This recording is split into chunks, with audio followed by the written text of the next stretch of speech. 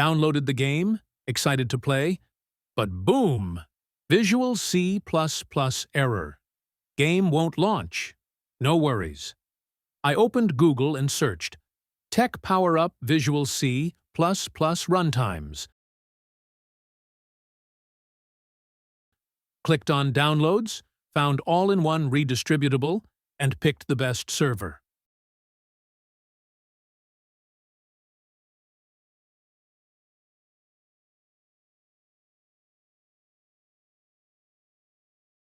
Once it downloaded, I extracted the archive and ran the install all bat file.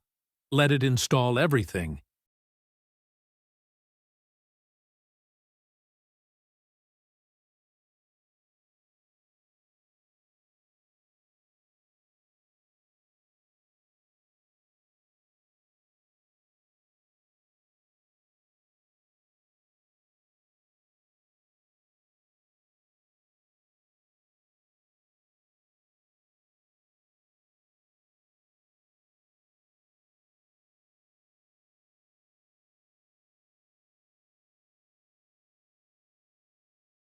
And then ran the game again.